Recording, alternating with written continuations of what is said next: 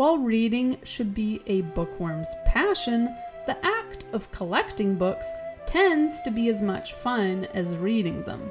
While the term bookworm is used to describe those of us who always have our noses in a book, the term book dragon has been thrown around lately and refers to those who amass vast collections, not of gold like the mythical beast, but of novels and potentially manga and graphic novels too.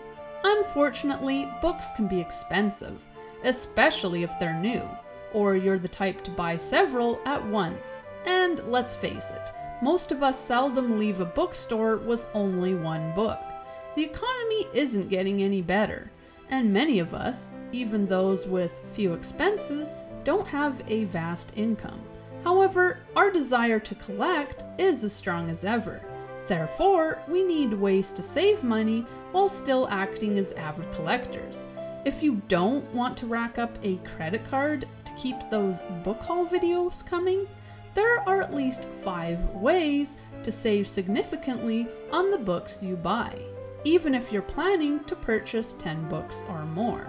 Each place has its pros and cons, but you may just get lucky. Often all it takes is a quick search to determine if the book you want is available or not. Before we continue, I'm Riley and this is Otherworldly Fiction. On this channel I rant about fantasy books, discuss characters and lore, offer my bookish opinion, and share the occasional writing advice. If any of that sounds like your cup of tea, hit that subscribe button. Posts are on Fridays. There are multiple ways to save money on books, gaining them at not only half the price, but even a third of it. If you can live with differing cover styles in a set or the odd scuff mark, here are 5 ways to save on books, though there are deals to be found on new books too. Number 1. Online retailers. Shopping online can be a great way to save money, especially if you're looking for something newer or that's in better condition. Sellers are usually honest about the condition books are in, and will tell you if there are any tears, highlighted passages, or writing in the margins.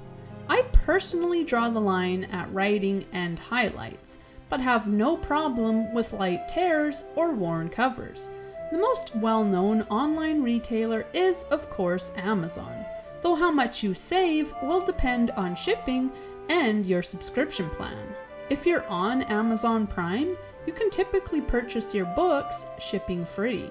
However, even if you're not on Prime, they offer trials to non-members, often multiple times.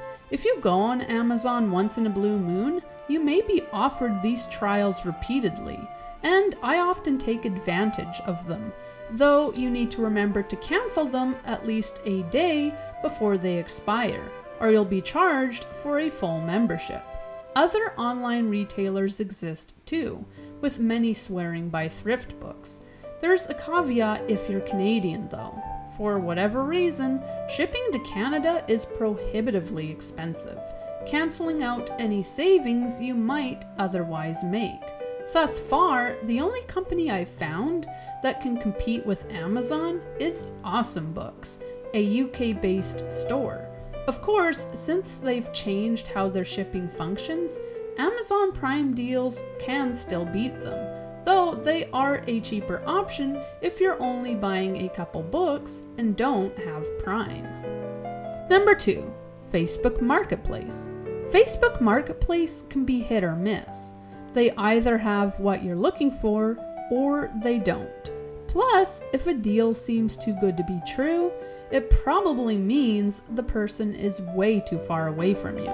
It's great to save $20, but not if you have to drive for 3 hours to reach your destination. Some sellers offer to ship, but it's not an option I see often. All this aside, when they do have what you're looking for, you can save a great deal of money. I scored the whole Wheel of Time series for $60. For comparison, the cheapest set on Amazon was going for $177, and that was before shipping and taxes were added. Most sets were $200 plus. The seller was only missing book 9, but all others were available for $60, making savings significant. I also bought the Shadow and Bone trilogy from a seller, in that case saving $5 to $10. Options can be limited on Facebook Marketplace, but when they're there, you can stand to save big, provided you're comfortable meeting strangers or traveling to areas you're less familiar with. As an added precaution, always tell someone where you're going, and be aware of your surroundings. Number 3. Local bookstores. Your best bet for affordable books will always be your local bookstores, and you'll be doing your part to support small businesses. Independent bookstores often offer a mix of used and new books, and other than the price, it can be hard to tell the used from the new. If a seller doesn't have what you're looking for or has sold out, many will also order books in for you. Plus, some might even deliver, though this isn't a common option, and will depend on where you live. Even newer books or hardcovers will be on the cheaper side. A soft cover might sell for $12, while a hardcover may go for $13.50. That's only $1.50 difference. You can snag popular books for these prices too, such as those from the Grishaverse. Used books might go as low as $7, and while some sellers might charge as much as $15 for newer books, that's still cheaper than what you'll find at Chapters. Number 4. Thrift stores. Easily one of the cheapest options on this list, thrift stores offer all kinds of products at a greatly reduced price, books among them. Quality can vary, with some spines being battered or pages being ripped or stained, but you can't beat the price. A book might be as much as $3 or as low as 50 cents, and so a little wear and tear is a small price to pay. The most well-known thrift store is Value Village, though they've been known to charge $15 for newer books, making their status as a true thrift store questionable. Books range between $3 to $7, depending on thickness and genre, making them at least as cheap as a used bookstore, and quality tends to be better than not. However, if you want to save serious money, true thrift stores are the way to go. Employees are often volunteer-based, so stores might only be open once or twice on certain days of the week, but every location is different. Some might only be closed for one day, but you'll need to check dates and hours. Selection can be limited, and you're not going to find the newest Sarah J. Maas, but you can still find popular books, or at least those that were popular, and are still relatively well known. Series you're guaranteed to find include Harry Potter, Twilight, Lord of the Rings, and The Hunger Games. Others that crop up are Percy Jackson, the books of Anne Rice, novels by Stephen King, The Vampire Diaries, and The Selection. If any of these books are on your list, hitting up a thrift store or several can net you a complete series for under $5. I once got the whole Twilight series for less than $3. Even if they don't have everything you're looking for, you're sure to find something. And thrifting in general can be a lot of fun. Number 5. Local sellers. When I use the term local seller, I don't refer to a used bookstore. Instead, I'm referring to roadside miscellaneous shops or garage sales. Often, people, especially those who are older, just want to get rid of things, making them more likely to part with items at a reduced rate. Even among those who aren't book dragons, books are one of those items which have a habit of accruing, particularly among the older generations, and one man's trash can quickly become your treasure. Again, you're not going to find Sarah J. Maas, but you might snag a solid mystery or thriller, and books by Tolkien or Stephen King are common finds. From one roadside seller, I scored the Lord of the Rings trilogy for $3. They were beaten up, and I already owned the trilogy at home, but they had cool vintage covers. and there was something exciting about holding something that had been around when my parents were kids.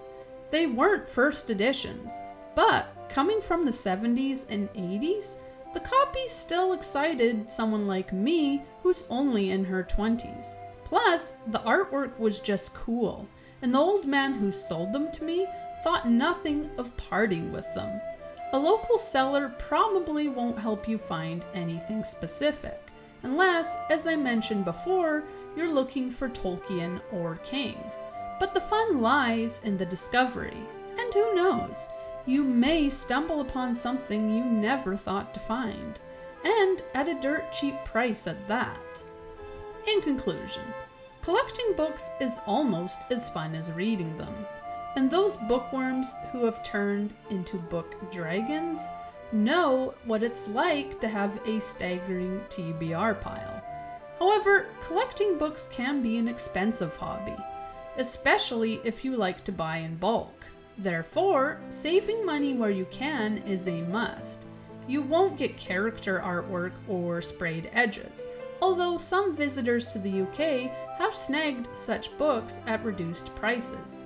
But for those simply looking to read physical copies and build a library, these 5 places are the way to go. Whether it be an online seller, a local neighbor who's trying to clean out his home, an independent bookstore, or a thrift store, there are plenty of ways to save money on the books you buy, including on those which are newer or in quality condition. Collecting books doesn't have to be an expensive hobby, and there's no shame in a thrift store haul if you plan to share videos on your blatant and shameless consumerism. How do you save money on the books you buy? What's the best deal you ever got on a batch of books? Sound off in the comments, and if you enjoyed this video, like and subscribe. Thank you for watching, and happy reading!